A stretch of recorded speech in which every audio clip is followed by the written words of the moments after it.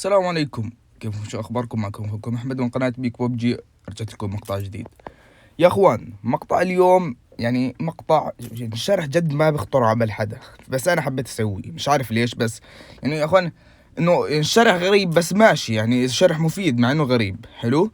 وهو يا اخوان عن الندات، كيف انه بدي استخدم الندات. طبعا يا اخوان احنا يمكن اغلبنا ما بدي احكي الكل بفايت وبنسى انه معاه نيد اصلا. تمام، مع انه النيد يعني انت لما تكون راسك هيك هالكبر مربع وماسك لي مثلا اي ام جي ام جي 3، بتقول لي هذا اقوى سلاح هسه بشيل تيم كامل فيه. طب النيد بتشيل تيم مره واحده، يعني النيد انت اذا انك بتعرف تلعب بالنيدات بذكاء يعني بتقدر تستغني عن السلاح كامل. انت فاهم كيف؟ فراح احكي لكم عن الندات كيف تستخدمها بالطريقه الصح. انتوا كيف يا اخوان؟ وتسوشها، لا تجربوا هاي الحركه في المنزل لانه هي بس في التدريب تزبط، في الكلاسيك بتفجركم.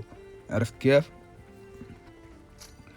فيا اخوان راح اعلمكم كيف تستخدم الندات لسموك المولوتوف بطريقه صحيحه حتى تساعدك في الفايت. واحد، اذا انت على السطح وفي ناس تحتيك في هذول الغرفتين اليمين او اليسار واقفين عند الباب ماخذين عليك زاويه مثلا، بهاي الطريقة بتدخل لهم النيد لنص على باب الغرفة. يعني اللي واقف على الباب إذا حمت له نيد كويس ما راح يفلت منها، راح يبلع. حلو. شوفوا هاي الغرفة يا إخوان، 3 شبابيك فيها. هاي الغرفة شباكين، هاي الغرفة 4 شبابيك. أنت بدنا نفصل كل شباك كيف. هسا مثلا إذا إنه واحد ماخذ علي الشباك اللي فوق وبستناني أبين وأنا بدرمي عليه النيد عشان يضربني، عادي بدخل له النيد من هذا الشباك. عرفتوا كيف؟ اذا مثلا انا في واحد فوقيه على الزاويه هنا وبده يستناني عشان لما اطلع ارمي النادي يشيلني، بقدر اضرب لي هيك بند. طبعا لعيبه البلياردو راح يعرفوا هذا الكلام. بند هيك يا اخوان بدون ما انت تبين بتطير له راسه، شمط له نيد بند. انت عارف كيف؟ طلع جبت له اياها بالزاويه. انت فهمت كيف يا اخوان؟ يعني ما بعرف احنا بنلعب بلياردو ولا نيد، المهم يعني يا اخوان انه بما معناه. عرفت كيف؟ نفس الاشي يا اخوان، بتقدر انت اذا انك بتاخذ عليه الزوايا هنا بطريقة صح تضرب له النيد بند، بس مش بند ما تتهبل يعني فيها لانه يعني فيش فيها مزح النيد. حلو. بس اذا انك انت بتستخدم النيد بطريقة صح راح تكون جزء كبير من الفايت. وانا هسه قاعد بفصلكم الشبابيك شباك شباك، كيف راح اقدر اتعامل معاها. مثلا طرتها كويس للامانة. كيف تقدر تتعامل مع الشبابيك وكيف تقدر الله استاذ محمد دخل النيد على الغرفة جوا بواسطة الشبابيك هاي. كيف تقدر توصل النيد لأي مكان. مثلا واحد على الدرجة اللي فوق من هنا بتنزل له النيد لحضنه ما راح يقدر يشرد منها. عرفت كيف؟ إذا إنه على الدرجة اللي بالنص من باب العمارة من الجهة الثانية بترمي النيد على الطبقة الثانية بتجيبه. إذا إنه واحد على باب السطح واقف النيد بس بهاي الطريقة فنشته. عرفت كيف يا إخوان؟ فبدك يعني الموضوع يا اخوان مش مستاهل، بس لا ترمي نادتك بشكل عشوائي. يعني اعرف شو كيف تفايت في النادي. عرفت كيف؟ شوف يا اخوان هاي هانا بلش الشغل الصح، خاصة المصار والمتابعين المصر بحبكم والاتراك راح يكيفوا. شوف يا اخوان انا هيك ايش سويت، رميت النيد على شو اسمه سموك على الزاوية هناك برا، وانا دخلت جوا ورا الحيط. هسا انا شايف اللي قدامي 100%، اما اللي قدامي مش شايفني. ممكن تفيدك هاي اذا انه مثلا دمك ناقص او مثلا انت بسكريم ببطولة. طبعا بتنفع على كل البنايات يا اخوان. الموضوع على اي صورة اي بناية بتزبط، مش شرط بس انه البناية هاي. العفو. فاخوان بتزبط على اي بناية هاي، اي صور شفته بتنفع عليه هاي الطريقة. بس اللي بدك تتجنبه لازم ما ترمي السموك على الزاوية زي هيك زي ما انا رميتها هسه. لازم تخليها بعيدة شوية عن الزاوية، لانه لما انت رميتها على الزاوية بهاي الطريقة طبعا هاي شايفين يا اخوان كيف انت شايف كويس اللي قدامك، واللي قدامك مش راح يشوفك بالمرة. فالاتراك احلى تحية. الله بس محمد. فيا اخوان انت لما انا هسه رميتها هاي الزاويه، طلع شوف يا اخوان لما اخذ كفر هنا انا نفسي راح ابطل اشوف كويس. عرفت كيف؟ فانت تخليها بعيده شويه عن الزاويه حتى ما تصلك غير طرف السموك تبعها. عرفت كيف؟ يعني انت بس الك طرف السموك، لما طرف السموك بتغطي عليك وبتقدر تشوف من جواها. ممكن تسوي هاي الحركة في أي نوع من أنواع البيوت، بتنفع على الدرج، بتنفعك في كل أنواع الفايتات، بس بدك تتحكم يعني بدك تلعب فيها بذكاء. أنت فاهم كيف؟ مثلا واحد عندك على السطح كيف بدك تشيله؟ بس هو المفروض أنا مسكت نادي يعني، بس مسكت مولوتوف. بتمسك النت زي هيك تفتحها، بتيجي محميها من جوا وبتناوله اياها هيك على السطح، هيك خلص هو طار. انا هاي ما سنترتها كويس صح. شوف يا اخوان، بس المهم المبدأ، يعني لانه عندك مبدأ الوضع لوز. فشايفين يا اخوان كيف انت هيك طيرته بكل بساطة. بس يعني شوف يا اخوان الموضوع الاماني، تشوف المولوتوف ما رضت تبين النار تبعتها، بس انا بنحرق قاعد، النار تبعتها مش راضية تبين. بس انا راح اعطيكم الطريقة الصحيحة هسه، تمام؟ عرفتوا كيف؟ بس يعني انه بشكل عام مش راضية تبين النار تبعتها. هاي شايفين كيف؟ هاي برميها فيش اشي مبين، ليش؟ ما حد يسألني. فيا اخوان انه هاي الطريقة لما انت ترمي مولوتوف على الدرج وتيم كامل طالع عندك، المولوتوف راح تحرق الدرج بس، هذا الشاحط هذا والشاحط هذا، تمام؟ اما لما انت ترميها بهذا الشكل، لا مش لتحت، انا نزلت لتحت كثير، هي لازم تطلع لفوق شوي. لما انت ترميها بهذا الشكل راح تولع لك درج البناية كله من فوق لتحت، فكل اللي على الدرج راح ينحرقوا. وستك كيف؟ نلعب كم مرة او مش العفو. لما انت ترميها بهاي الطريقة يا اخوان على الدرج، كل الدرج راح ينحرق من فوق لتحت تحت، وهاي الشغلة راح تفيدك، راح تمنعهم يتحركوا بالمرة بحضورك. عرفت كيف؟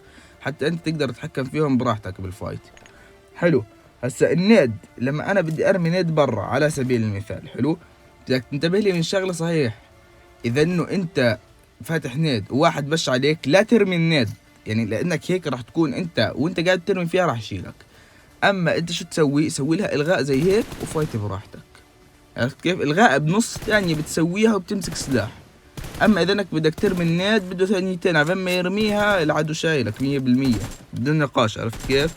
فاذا مثلا نحكي انت بتفايت اوبن، في قدامك واحد ورا شجرة ورا اي اشي، كيف بدي ارمي له النيد وتصطح راسه بالضبط؟ اول اشي لازم تحمي النيد 100%، لازم تعايرها بالثانية. انا ما عايرتها كويس، مثلا لو انه واحد هانا وانا معاير له اياها بالثانية راح يطير، تمام؟ ما راح يقدر يشرد منها. ثاني شغلة، ثالث شغلة، هاي حركة العين. حركة العين يا اخوان هانا كثير راح تفيدك في النت. ليش؟ لانه انت هيك وانت مش مبين تقدر تتحكم في النت، ترميها على اي طابق بدك اياه، واللي قدامك ما راح يشوفك، لا بمنظور اول ولا بمنظور خامس، تمام؟ ما راح يقدر يشوفك بالمرة. فهاي الشغلة كثير راح تفيدك، وراح العدو لما تيجي تتصل النت هيك محملة بكيف عليها. عرفت كيف؟ فبرضو المولوتوف بعدها مصر على رأيها ومش راضي يتبين.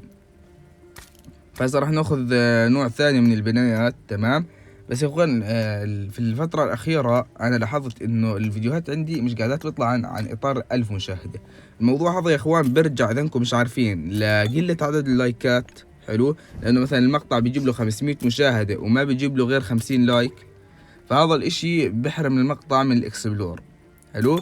غير هيك القناة ماكلي 5000 سترايك، يعني هذا الموضوع مفروغ منه، فعلى الفاضي يعني على الجهتين. بس بشكل عام يا اخوان انه اللهم صل محمد،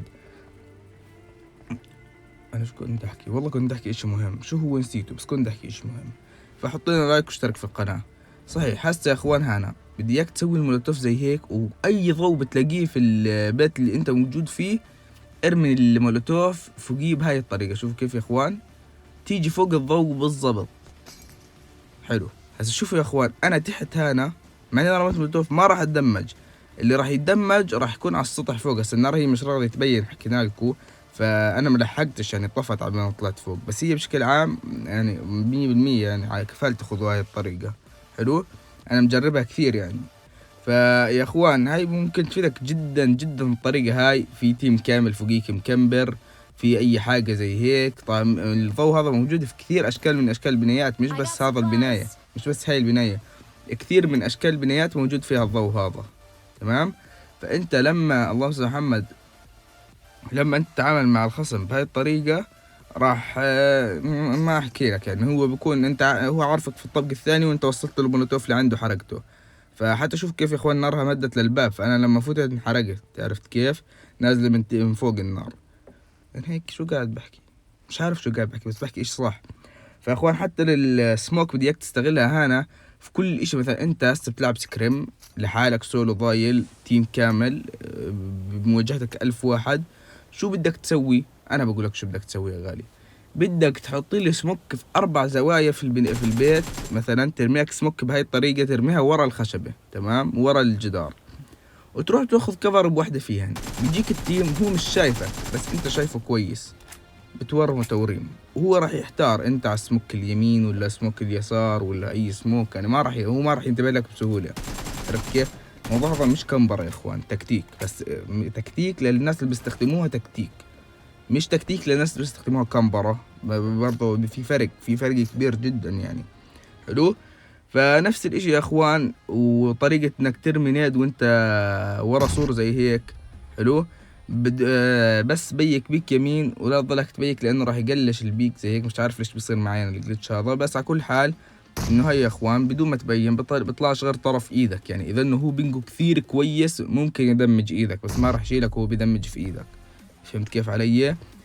فشكرا لمشاهدتك المقطع. انا تاخرت عليكم في هذا الشرح مع انه شرح بسيط، بس الامانه يا اخوان لو مش عارف ليش بس كثير طلع طويل. عرفتوا كيف؟ فشكرا لمشاهدتك المقطع. كان معكم اخوكم احمد قائد بيك ببجي. يا ريت لو تعطوني رايك وتشترك في القناه، والسلام عليكم ورحمه الله وبركاته.